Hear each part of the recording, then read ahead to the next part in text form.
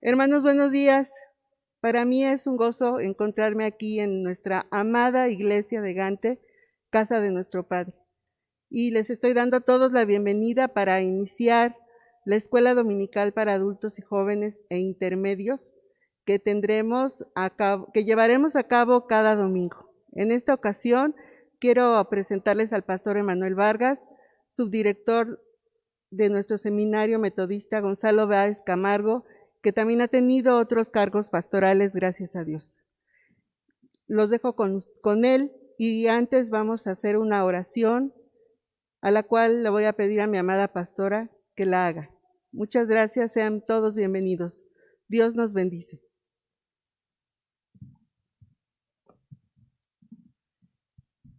Oremos, amados hermanos.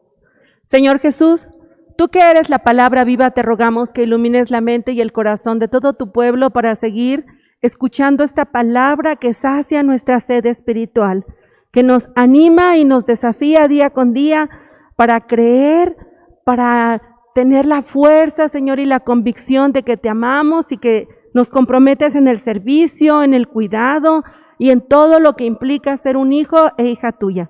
Amado Padre, te rogamos tu bendición sobre nuestro pastor Emanuel Vargas Alavés. Gracias porque está en casa, está con nosotros, también fortaleciendo la participación de cada uno de tus siervos y siervas, pero también de un pueblo deseoso de seguir escudriñando las Escrituras, sabiendo que allí encontraremos a Jesús, la palabra viva.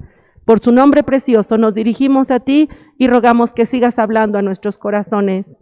Amén. Bienvenido, pastor. Adelante.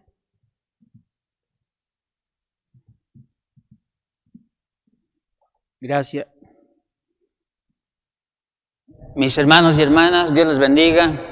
Es un gusto estar aquí con ustedes, pues en esta ocasión participando en la escuela dominical. Y pues quiero darles la bienvenida a todos y a nuestros hermanos y hermanas, y esperamos que esta sea de edificación para todos y cada uno de ustedes. Vamos a estar utilizando un material, como ya se mencionó, escrito por el pastor y doctor Philip Wingate Rayo, que ahora es el subdirector académico allá en Washington, D.C., en el seminario Juan Wesley. Al utilizar este material, hermanos, también queremos enfatizar las doctrinas y la manera en la que Juan Wesley también las incluía en su enseñanza, especialmente a través de sus sermones o a través también de sus otros escritos. Por ejemplo, sus notas al Antiguo Testamento y sus notas al Nuevo Testamento. Así que en esta ocasión, pues vamos a comenzar por el principio. El principio es, como lo dice Génesis, en el principio creó Dios los cielos y la tierra. Génesis 1:1. Y la doctrina que podemos enfatizar aquí es simplemente esta, que Dios es el creador de todas las cosas, ya sea las visibles y las invisibles, ¿verdad? Dios es el creador de todo. Y Dios es el creador, por supuesto, también de nosotros, como seres humanos, de la humanidad. Quisiera también comenzar con una pequeña anécdota que el mismo Wesley registra en sus escritos sobre cómo su mamá educó a todos sus hijos e hijas. Y una de las cosas que quisiera yo enfatizar allí es que pues la mamá de Juan Wesley dio a luz a 19 hijos e hijas, pero solamente sobrevivieron 10 de ellos. Entre los menores estaba Juan y Carlos Wesley, los famosos hermanos que dieron origen al movimiento metodista.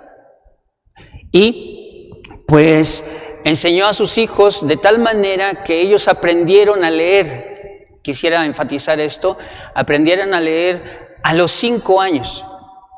Cuando estaban cumpliendo 5 años, Susana Wesley apartaba todo el día para ellos, para cualquiera de sus hijos o hijas que estuvieran cumpliendo 5 años, y en ese día, en un solo día, Susana Wesley les enseñaba a leer.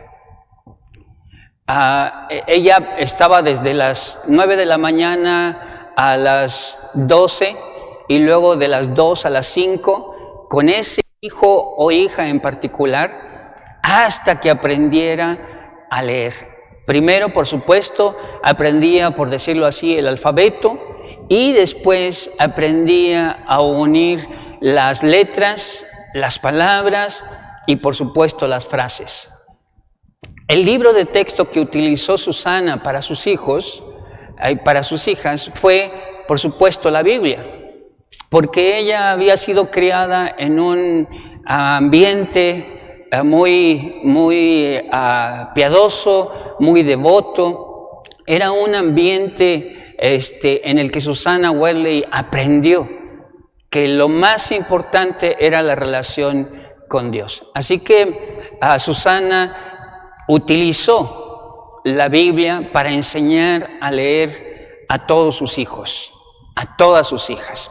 Fíjense, dice Susana Wesley, en un relato del mismo Juan, que registra Juan, dice Susana Wesley que con unos se tardó ese día nada más para enseñarles a leer, pero los que menos o que más un poquito atrasados estaban, aprendieron a leer en un día y medio. Y eso nos habla del aprecio que precisamente los hermanos Wesley tuvieron después por la lectura. Así que eso es lo primero. La familia Wesley fue una familia que estaba interesada en la lectura desde su más tierna infancia. Y su libro de texto, como ya lo mencioné, es la Escritura, fue la Biblia. Así que, pues Juan Wesley leyó, aprendió a leer con la Biblia, aprendió a leer con ese primer versículo de Génesis 1:1. En el principio creó Dios los cielos y la tierra. Y en esto nos debemos dar cuenta cómo era tan importante ese libro para Wesley, la Biblia era tan importante para él, que pues Wesley siguió leyéndola, la leyó muchísimas veces a lo largo de su vida, no solamente el Antiguo Testamento y el Nuevo Testamento, sino toda la Biblia, y no solamente sus pasajes favoritos o más preferidos, que también los tuvo, pero él leyó toda la Escritura. Así que quisiera invitarles a que abrieran sus Biblias allí en el Salmo 109. En el Salmo 109, los que están atendiendo a través de esta plataforma digital, quisiera que abrieran sus Biblias allí en el Salmo 109. Perdón, es el sermón 109 de Wesley, pero es el Salmo 84. Yo estaba equivocado, ¿sí? Salmo 84.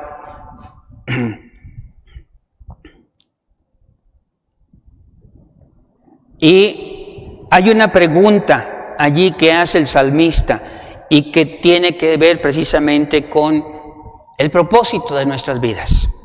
Vean ustedes lo que dice el versículo 4. Ay, otra vez. Perdónenme, estoy un poco nervioso. No es el Salmo 84, es el Salmo 8, versículo 4. ¿Sí? Así que corrijamos. Salmo 8, versículo 4. Porque ahí el salmista hace una pregunta. Y esa pregunta tiene que ver precisamente con ¿qué es el hombre? Pregunta al salmista, ¿qué es el hombre? Para que tengas de él memoria. Y el Hijo del Hombre para que lo visites. Es decir, ¿por qué es tan importante el ser humano para Dios? Pero si dejamos la pregunta al inicio, por ejemplo, ¿qué es el hombre? Esta es una pregunta que la humanidad se ha hecho desde hace muchos siglos atrás. Tal vez desde que el ser humano tomó conciencia de sí mismo y se preguntó, ¿qué hago aquí? ¿Por qué estoy aquí? ¿Cuál es el propósito de mi vida? Así que esta pregunta ha sido una constante en la vida de la humanidad. Si no, entonces, ¿por qué se escribirían tantos libros? ¿O por qué habría la filosofía? Etcétera, etcétera, ¿sí? Tratando de contestar precisamente esta pregunta. Wesley, en su sermón 109, en el sermón 109 de Wesley, de los sermones que se llaman estándar, Juan Wesley precisamente aborda esta pregunta y toma como referencia el Salmo 8, versículo 4, ¿qué es el hombre? O, en otras palabras, ¿para qué se nos dio vida? Pregunta, ¿para qué fuimos enviados al mundo? Y tal vez esta es una pregunta que en particular tengan muchos jóvenes. Tal vez estén preguntando por qué tienen que hacer en estos momentos de pandemia. ¿Qué tenemos que hacer en estos momentos en los que no podemos salir, en los que no podemos realizar nuestras actividades como las hacíamos antes? Para algunos ha sido más provechoso porque ellos están, especialmente los jóvenes, están más integrados con este asunto de las redes digitales, con el aprendizaje a través de ellas, con la conexión que pueden establecer con sus amigos, conocidos, etc. Y tal vez haya sido bueno para estos jóvenes, pero a pesar de eso, siempre se necesita la relación con los demás.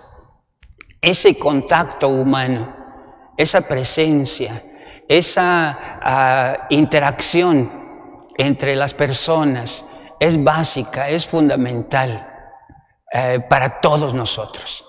Como ya se ha dicho y como se sabe, el ser humano es un ser social, es decir, no puede estar aislado, necesita el contacto con los demás.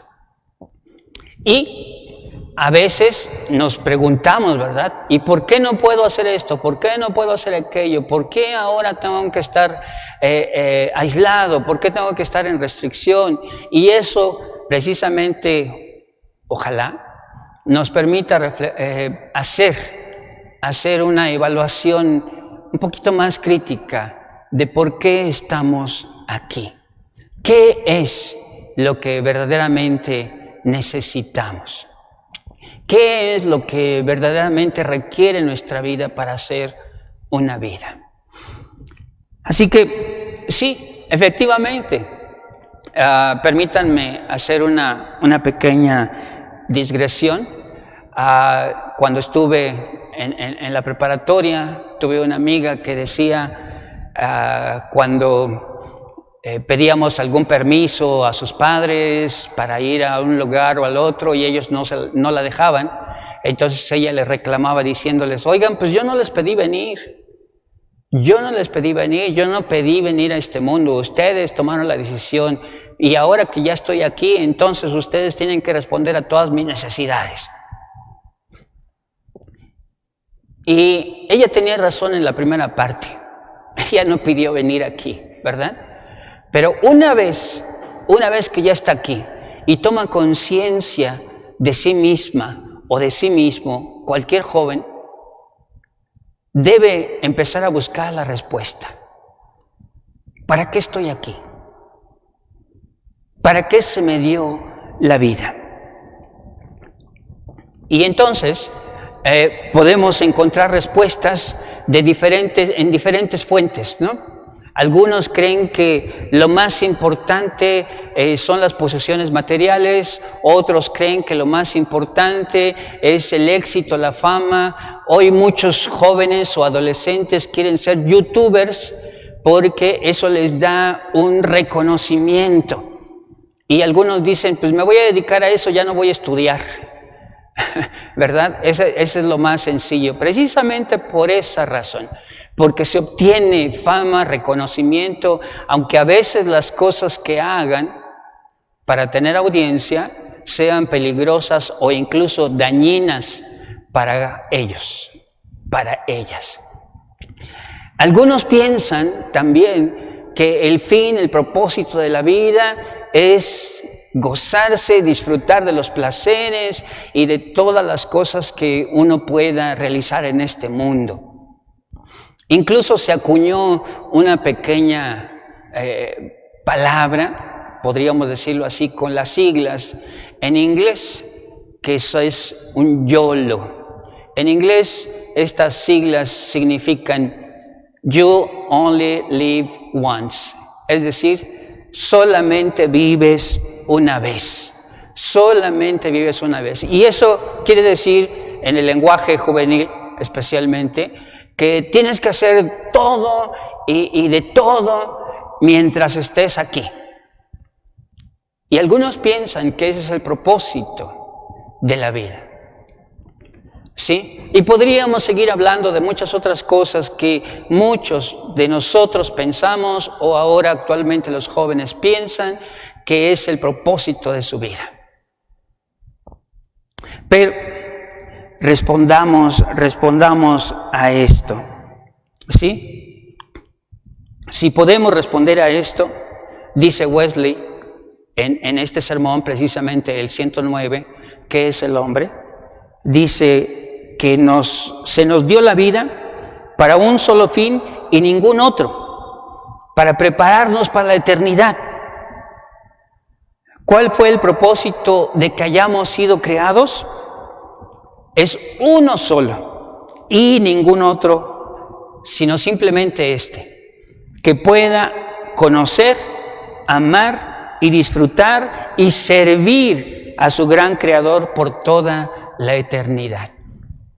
¿Qué diferencia haría esto en nuestra vida si tomáramos conciencia y nos decidiéramos precisamente a esto, a conocer, amar, disfrutar y servir a Dios?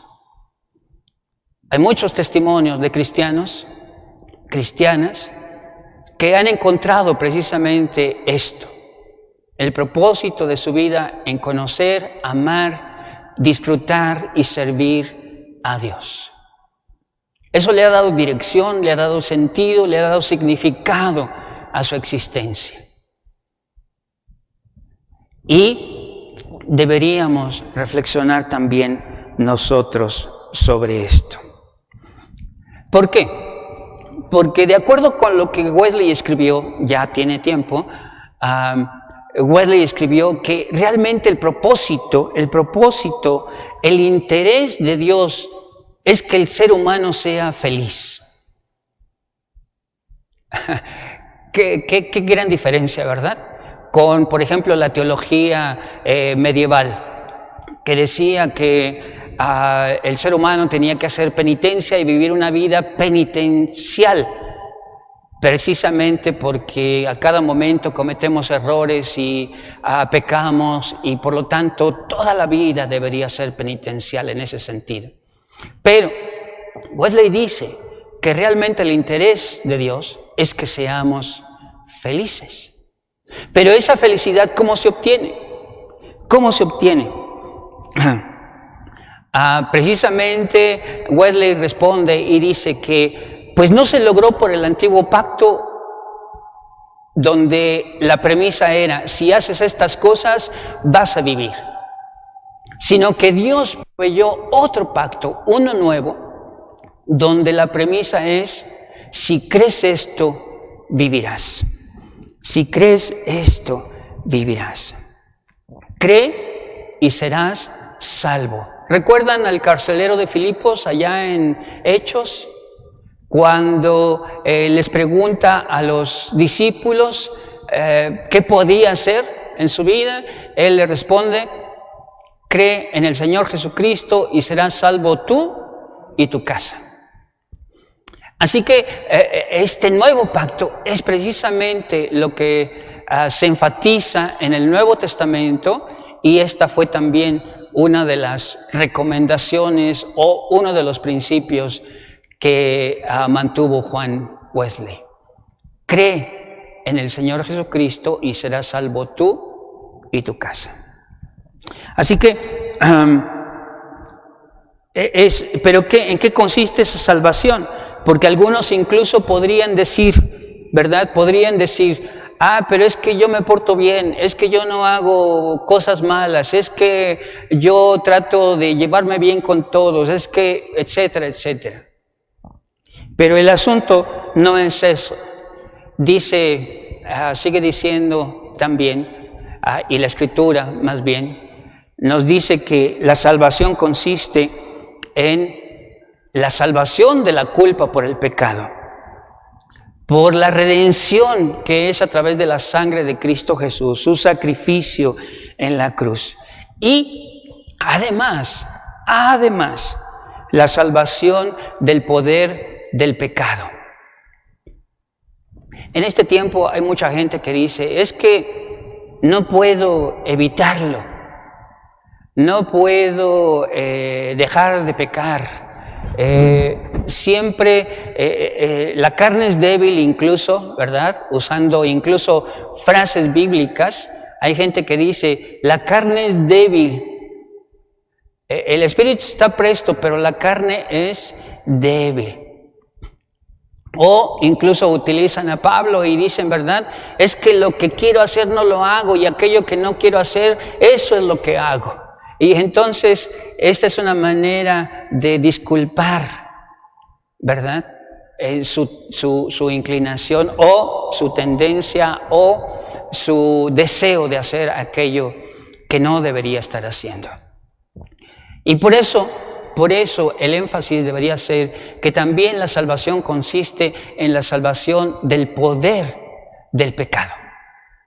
En otras palabras, que el pecado, aunque permanezca, ya no reine, ya no sea el que gobierne nuestras vidas, ya no sea el que ordene lo que tenemos que hacer.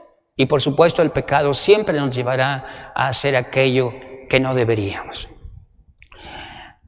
Y además también es la salvación de la raíz del pecado. Es decir, cada vez habrá menos espacio para el pecado en nuestras vidas y más espacio para Dios. Y cuando Dios lo llena todo, entonces todo también es diferente.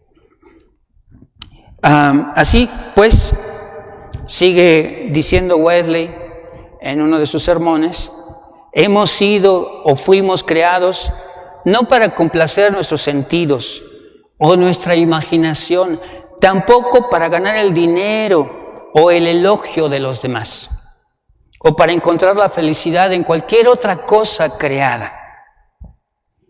Por el contrario, dice Wesley, fuimos creados para este y ningún otro propósito, que al buscar y encontrar la felicidad en Dios, en esta tierra, aquí y ahora, aseguremos la gloria de Dios en el cielo.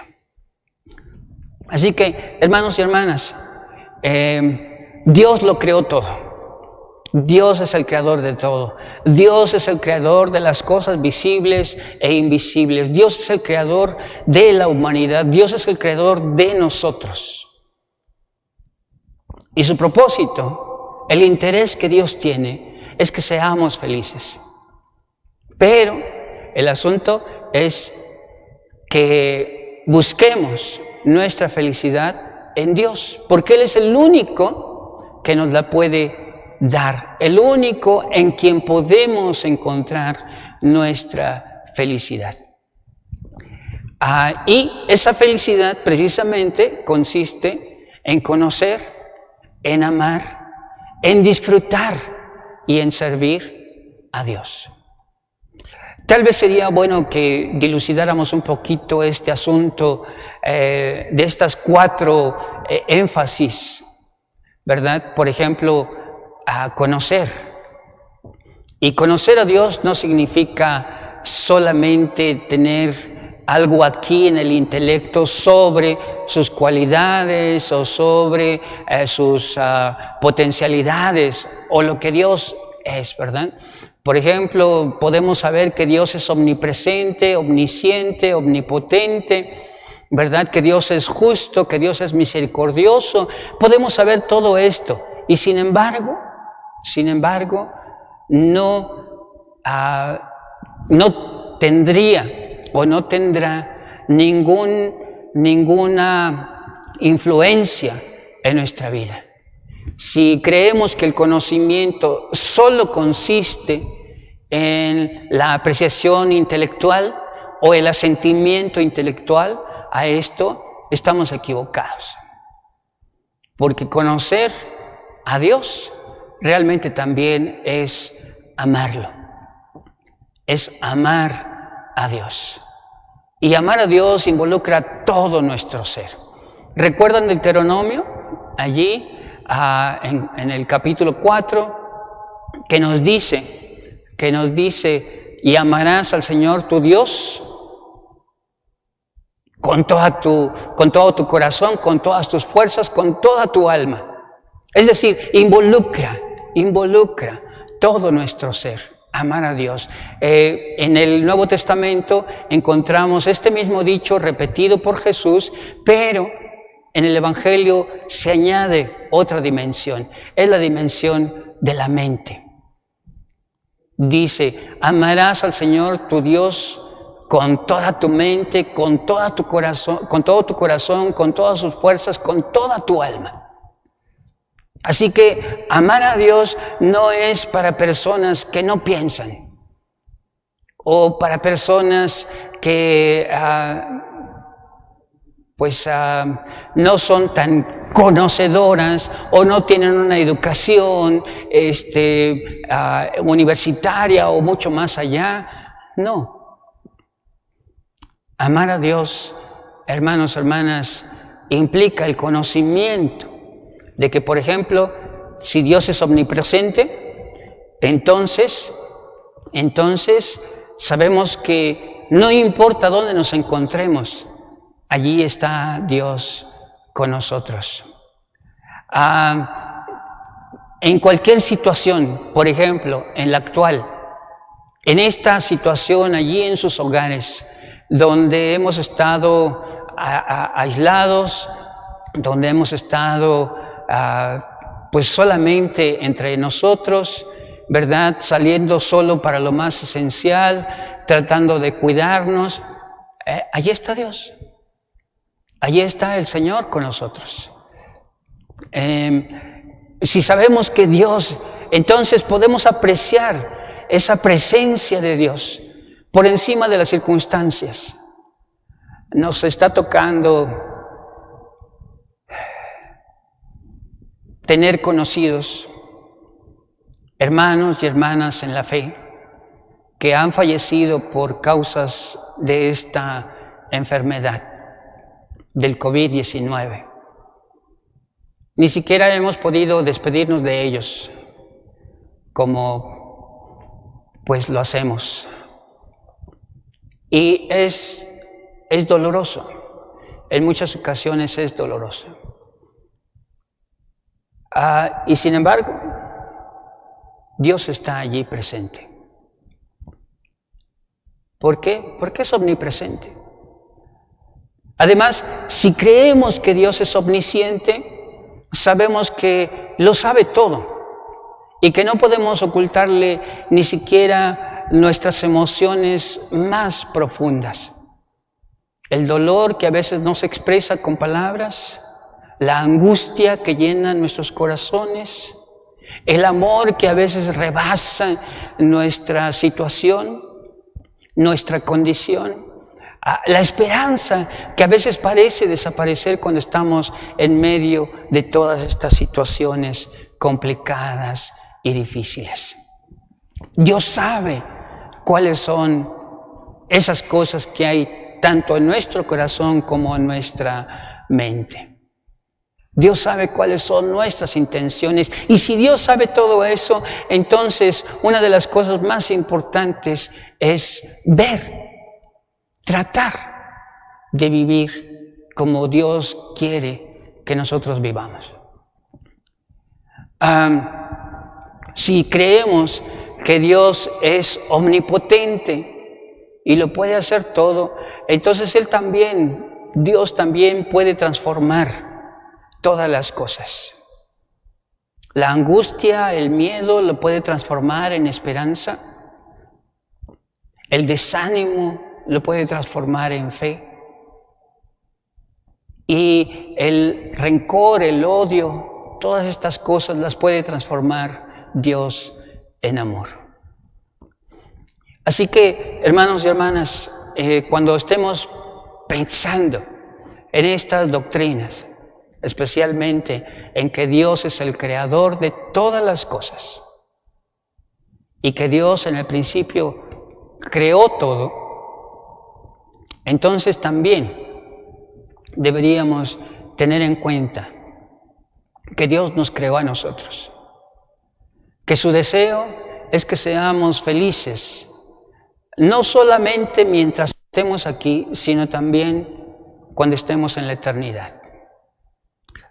Así que una de las cosas más importantes es dejar que el Señor nos muestre el camino, dejar que el Señor le dé propósito, significado, dirección a nuestra vida,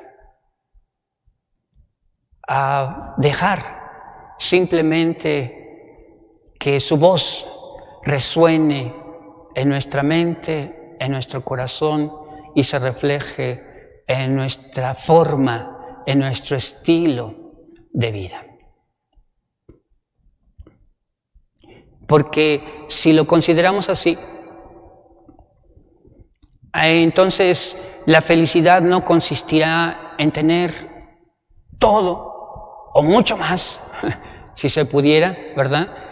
O la felicidad no consistiría en que todos nos reconocieran y todo mundo nos alabara. La felicidad no consistiría en que tuviéramos el favor de todos.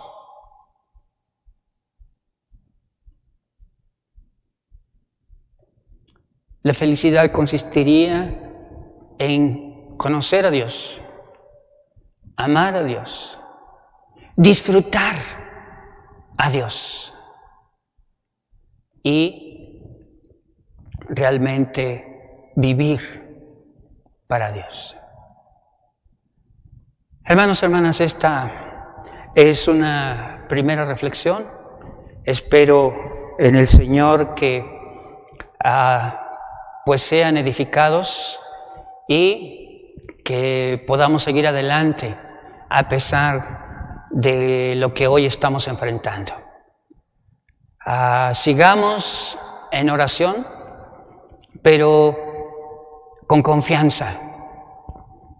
Sigamos con nuestra vida adelante en la seguridad de que sin importar lo que suceda o las circunstancias por las que tengamos que atravesar, el Señor estará allí presente con nosotros, que sabrá todas nuestras emociones, y Él estará resarciendo aquello que ha sido o está siendo destruido o carcomido por esas emociones negativas. Que estemos seguros de que Él nos ama por encima de todas las cosas. Que el Señor les siga bendiciendo. Quiero terminar con una breve oración. y quiero que me acompañen en ello. Señor, en esta hora, al estar delante de ti,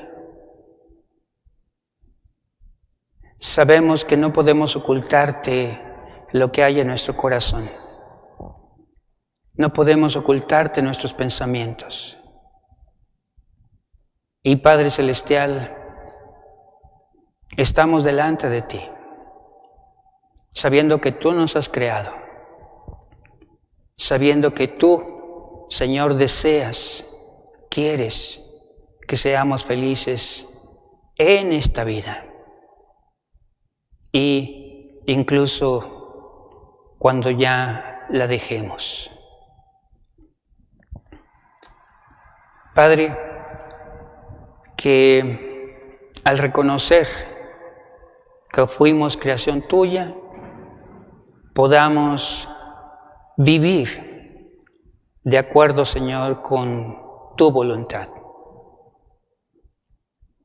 Y que esa voluntad se manifieste en cada relación que tengamos, en cada acto que realicemos, en cada pensamiento que tengamos, y que, Señor, esto nos lleve realmente a una vida feliz en ti.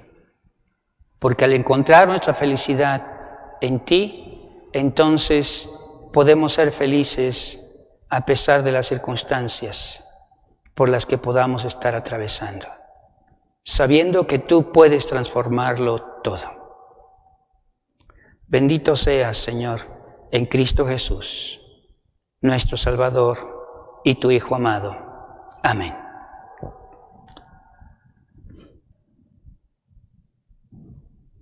Que Dios les siga bendiciendo, mis hermanos y hermanas.